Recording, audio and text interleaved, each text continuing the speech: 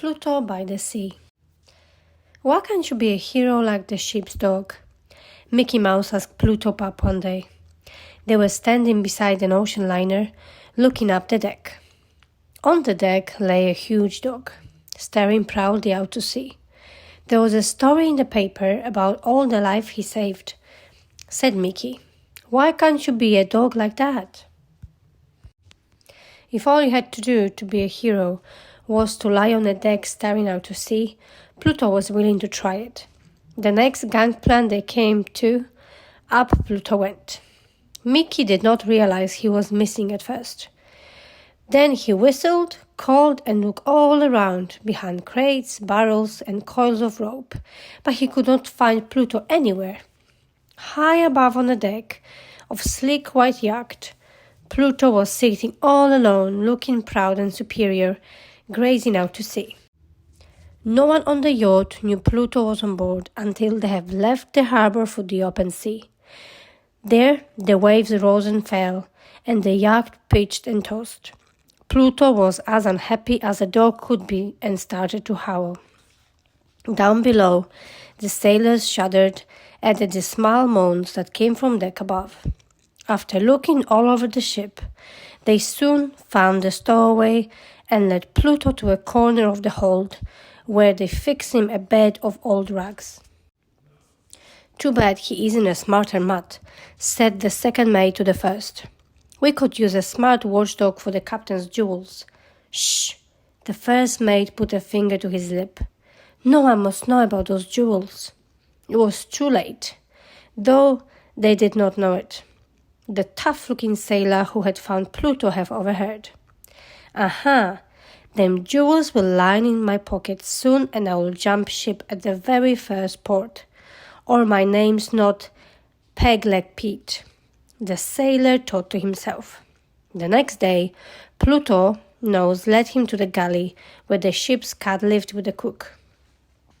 Pluto heard the cat hiss and saw her back arch. He couldn't help himself as he raced to the deck where the cat was. The cat ran off so fast that as the ship lurched, she slid under the rail and down into the sea. Pluto tried to come to a stop but skidded, and with a yelp went in right after her. When the sailors rescued them, they thought Pluto had jumped in to save the cat. They had called him a hero. They fussed over him and moved his bed to a captain's cabin. He's just a dog we need to guard the captain's jewels, despite what we thought before, he said. Pluto did not like being shut away in a captain's cabin, though. He howled so loudly that night that the captain shouted for the ship's mates. Take that mutt away. I'd rather be guarded from him than by him, he cried. So Pluto went back to his first spot on deck, looking proudly out to sea. He kept a sharp eye for out anyone about to fall overboard. He liked the life of a hero. That was the night Peg-leg Pete had picked to steal the captain's jewels. The ship lay close to shore, so his friends had planned to meet him with a boat. Pete slipped down the cabin where the captain was asleep. He used his cosh to knock out the captain and stole his jewels. With the jewels safely stowed in a small leather pouch, Peg-leg Pete signaled to his friends on shore. When a small light flashed, he kicked off on one shoe, laid his cosh beside it, jumped over the rail, and splash! He landed in the dark water below and started to swim. But Pluto had heard that splash too. He thought one of his friends must have fallen overboard. Time to be a hero again. Arf, arf, arf!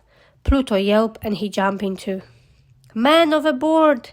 The lookout yelled. The sailors came running, turned the searchlight on, and as soon they picked up Pluto and Peg-leg Pete bobbing in the waters below. Pete was sputtering about his cursed luck and that blasted mud to himself, but he had to trick the other sailors. I saw the dear mud fall in the sea, he claimed, and I couldn't bear to think of something happening to him, so I jumped in to save him, of course. Is that so? Said the first mate. Then why are you doing with the cosh here beside your shoe? Come to think of it, where is the captain? The second mate cried as he ran to cabin to see. Peg-leg Pete knew that he would be found out. He tried to run away, but Pluto grabbed him.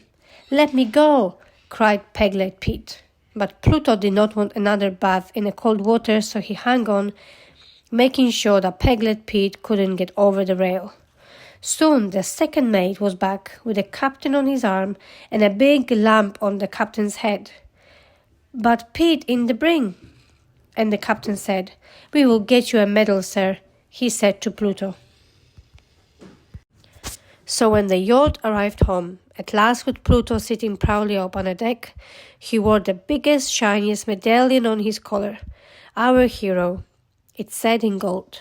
Mickey was wandering down by the docks as he did every lonely day, looking for his lost pup, when the yacht came into port. "Arf!" cried Pluto when he saw Mickey Mouse. "Pluto!" cried Mickey, "where have you been? And is that a medal? What does it say?" The sailors told Mickey the whole tale. "I guess you won't want to come back home," Mickey said at the end. But Pluto dropped his medal off the floor at Mickey's feet. He still thought the best thing of all would be Mickey's mouse dog.